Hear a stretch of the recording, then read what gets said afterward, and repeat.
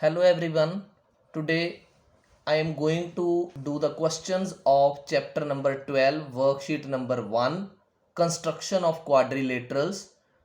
Worksheet 1 contains type 1. In type number 1, there are 4 sides and 1 diagonal given. So such type of construction is very easy. Preferably you must make a rough sketch without starting any sort of construction. Here you can see ABCD quadrilateral you are to construct. AB is 4 centimeter, BC 5 centimeter, CD 4.5 centimeter and AD is 5.5 centimeter and diagonal AC is given 7.5 centimeter. I am making a rough sketch of this without any measurement. See, I have taken this AC. This is diagonal. This is rough sketch. Now this way AB is 4 centimeter. By estimate I have taken this AB and then BC is 5 centimeter.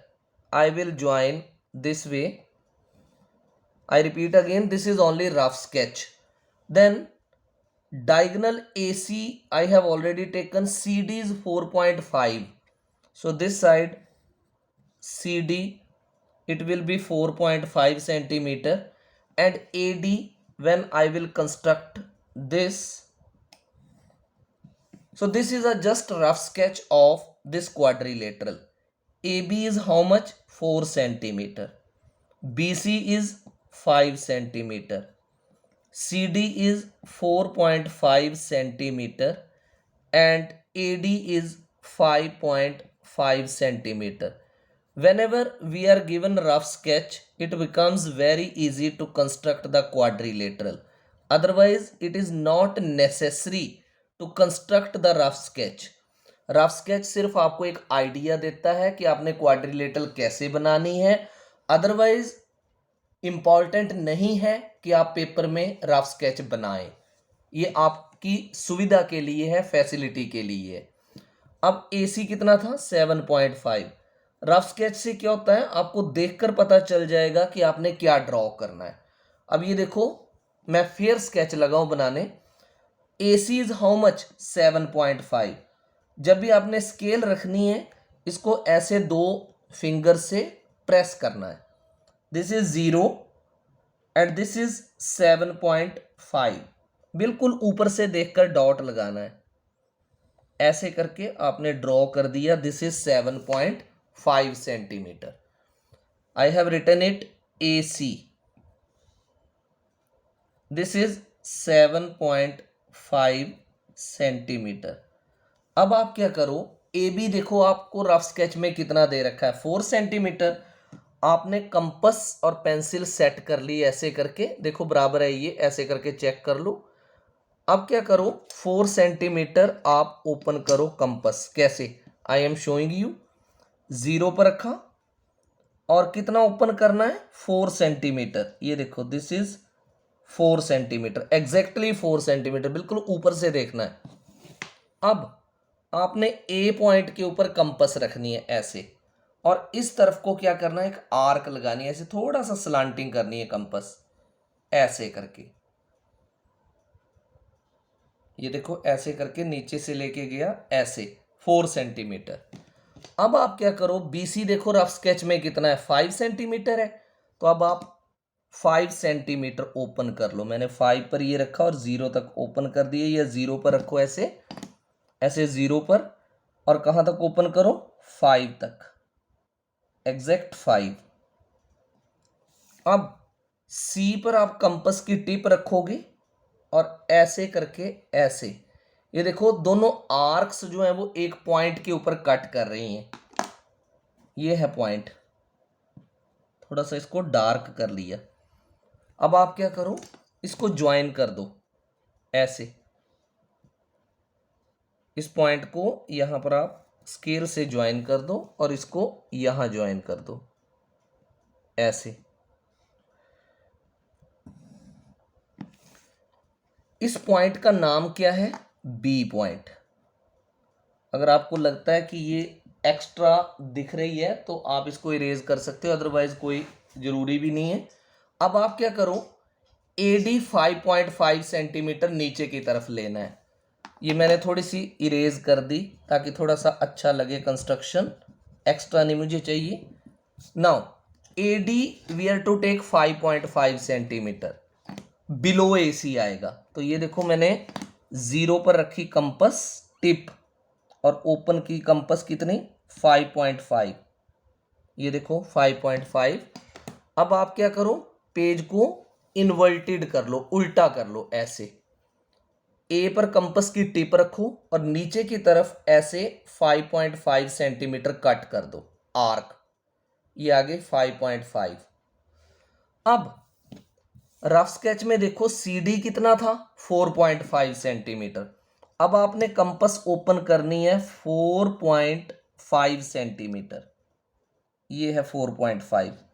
कहाँ से रखना, अब फिर से मैंने page inverted कर दिया, उल्टा कर दिया, C पर कंपस टिप रखी और ऐसे एक आर्क कट की।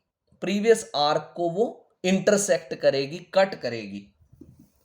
अब आप क्या करो, इस पॉइंट को डार्क कर लो थोड़ा सा ऐसे। अब इस पॉइंट को आप ऐसे ज्वाइन कर दो यहां पर A के साथ ऐसे, और इस पॉइंट को डार्क किए हुए पॉइंट को C से भी ज्वाइन कर दो। और इस पॉइंट का नाम क्या है, D पॉइंट है। तो आपकी क्वाड्रिलेटरल ABCD कंस्ट्रक्ट हो गई। अब लेबलिंग किसको बोलते हैं, लेबलिंग बोलते हैं, आपने यहां पर लिखना है 4 सेंटीमीटर, यहां पर लिखना है 5 सेंटीमीटर जैसा कि रफ स्केच में लिखा था। यहां पर लिखना है 5.5 सेंटीमीटर और यहां पर लिखना है आपने 4.5 सेंटीमीटर।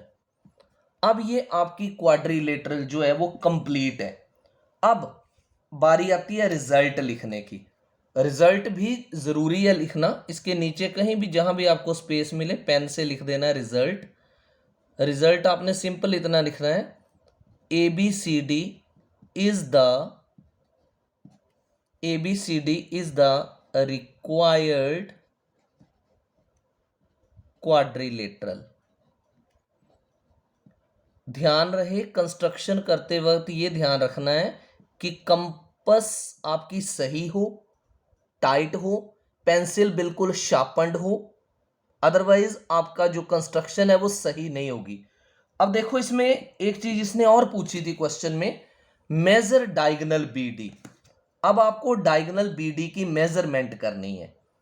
आप कैसे करोगे मेजरमेंट, आप इसको ज्वाइन कर दो BD को, नहीं ज्वाइन करोगे then also it can be measured. ये देखो ये मैंने यहां पर ये रखा 0 पे, I hope you are able to see clearly. ये देखो उसने ड्रॉ करने को नहीं बोला इसलिए मैं ड्रॉ नहीं करूंगा, ऐसे मैंने रखा ये 0 पर और यहां पर मैंने रीड करना है।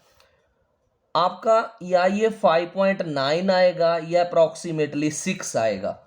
अगर कोई बच्चा 5.8 भी लिख देता है, 5.9 या 6, माइनर 0.1 0.2 का डिफरेंस एडमिसिबल है, नॉट मोर देन दैट। तो आप यहां पर लिख लोगे BD इज इक्वल टू, जैसे मैंने अभी मेजर किया, मेरा जो है वो 5.9 के लगभग आ रहा है। फिर से एक बार कर लेते हैं मेजर, बिल्कुल ऊपर से देखना है मेजरमेंट को। ये देखो अब मैंने ऊपर से देखा तो एग्जैक्ट ये आया 6 सेंटीमीटर। अगर मैं स्लांटिंग देखूंगा तो रीडिंग डिफरेंट आएगी।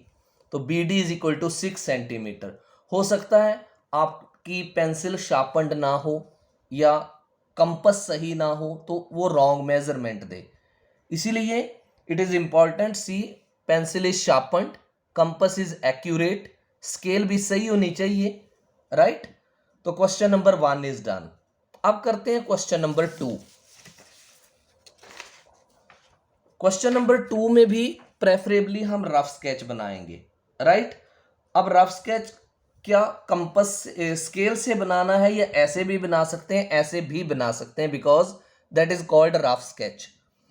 पर प्रेफरेबली स्केल है तो स्केल से बना लो। यहां पर डायगोनल क्या है, PR। अब मैं छोटा सा बनाऊंगा रफ स्केच। ये देखो मैंने अंदाजे से एस्टीमेट से ऐसे ले लिया, दिस इज PR। ये डायगोनल है।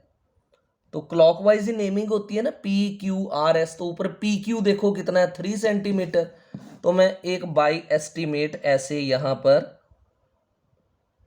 ये ले लेता हूं PQ, ये 3 सेंटीमीटर आ जाएगा। QR कितना है 4, मैं बाई एस्टीमेट इसको भी ज्वाइन कर देता हूं ऐसे। फिर नीचे आएगा PS या SP एक ही बात है, वो 4 सेंटीमीटर है, तो ये भी मैं बाई एस्टीमेट ये ले लिया 4 सेंटीमीटर, दिस इज S। और एक RS दे रखा होगा 3.5 है, तो ये देखो 3.5 बाई एस्टीमेट, क्योंकि रफ स्केच चाहिए। I have written it rough sketch. अब रफ स्केच भी मैंने जो बनाया उसमें एक चीज करना जरूरी है, PQ को 3 सेंटीमीटर लिखो यहाँ पे, QR को लिखो 4 सेंटीमीटर, RS को लिखो 3.5 सेंटीमीटर, और SP जो है वो 4 सेंटीमीटर है, और PR डायगोनल कितना था 5 सेंटीमीटर। अब अगर आपको किसी ने रफ स्केच दे रखा हो तो आपको एकदम देखने से पता चल जाएगा कि कैसे ड्रॉ करना है।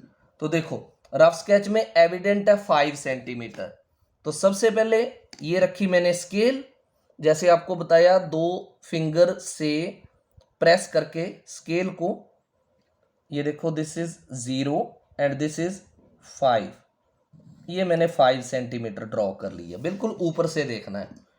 This is PR। अब 5 सेंटीमीटर मैंने यहां थोड़ा सा ऐसे करके लिख दिया। अब PQ कितना है 3 सेंटीमीटर, फिर से आप कंपास लेंगे और फिर ऐसे कंपास रखी, यहां 0 पे रखा और 3 तक ओपन की कंपास ऐसे, पेंसिल 3 तक। फिर आप P पॉइंट पर कंपास टिप रखोगे ऐसे, और ऐसे करके 3 सेंटीमीटर की एक आर्क कट करोगे। अब RQ जो है वो 4 है, अब आप 4 सेंटीमीटर कंपास ओपन करो ऐसे, 4 सेंटीमीटर, R पर कंपास की टिप रखो और इसको कट कर दो, राइट।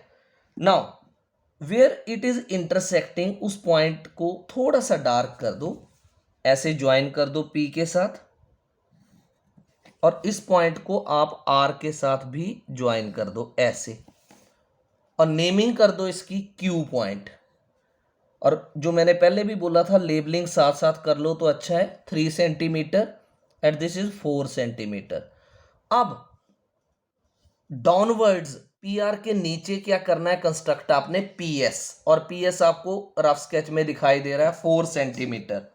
आपने फिर से 4 सेंटीमीटर ओपन करना है, ऐसे 0 पर रखो और ऐसे 4 सेंटीमीटर, और पेज को इन्वर्टेड कर दो, नीचे यहां पर रखो और नीचे ऐसे करके 4 सेंटीमीटर कट कर दिया P पर रखकर।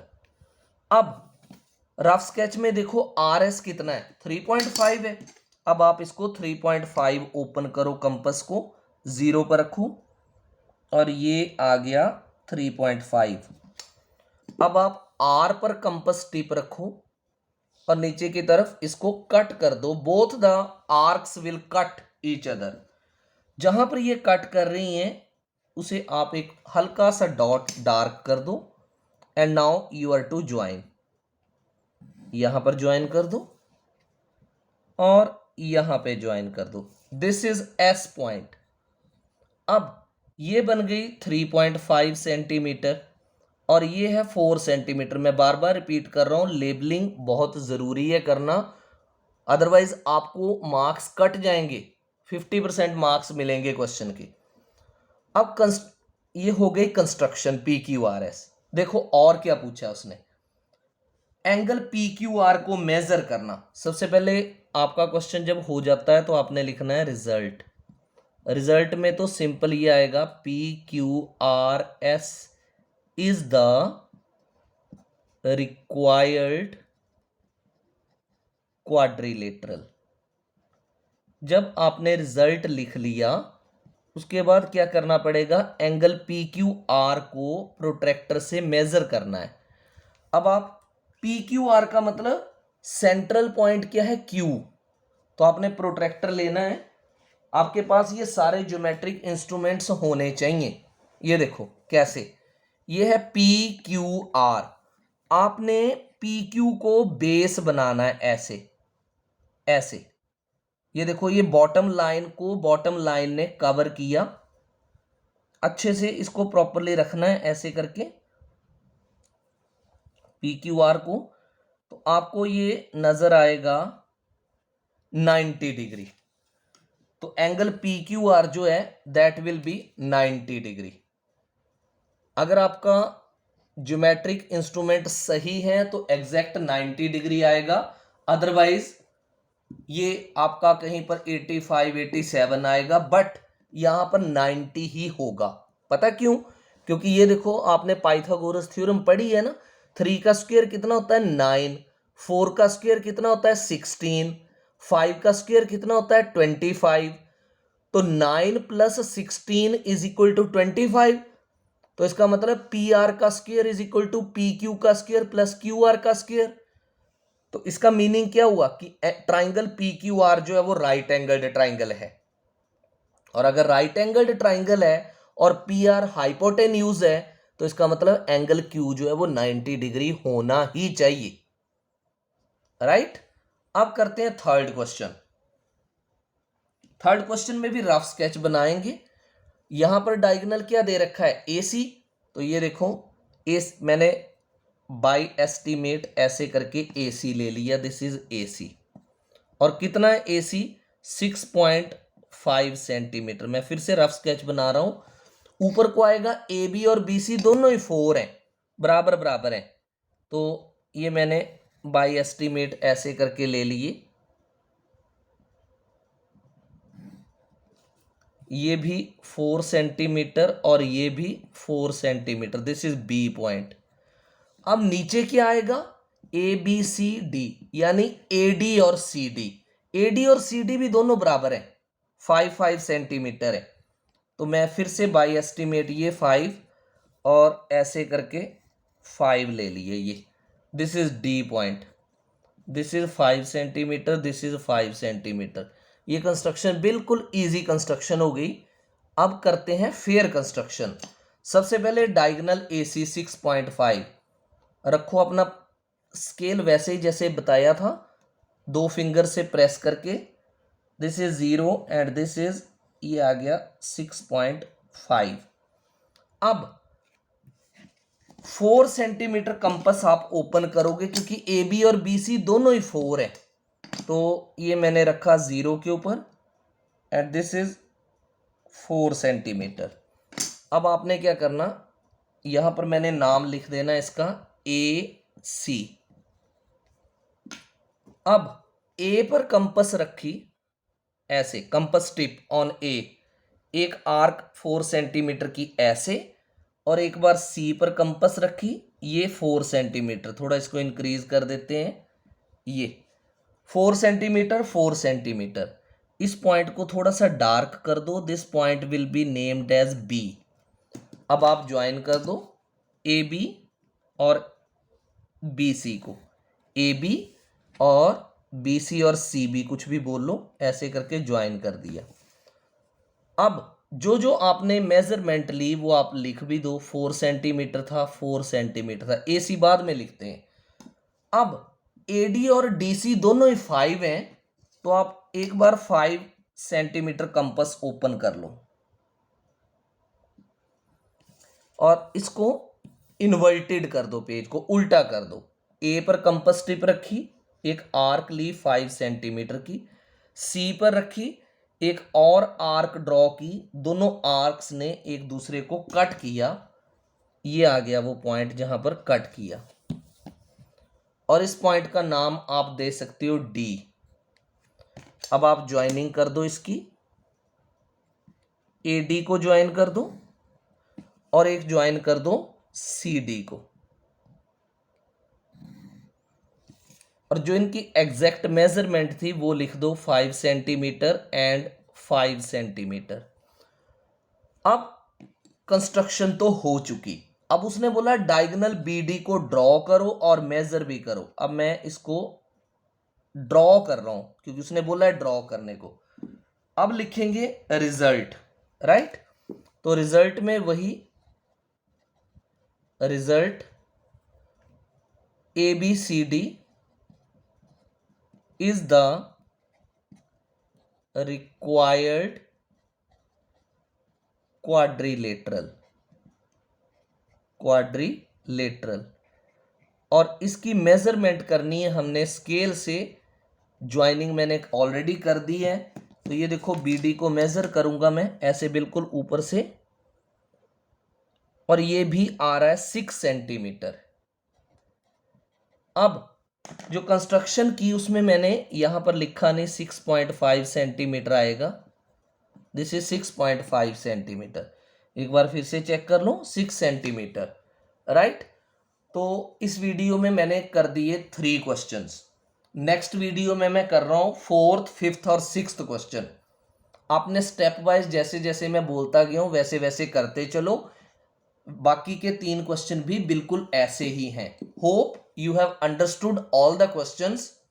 If you have understood all the questions, do not forget to like the video and pass on to your friends for which this video can be helpful, for whom this video can be helpful. Thank you everyone.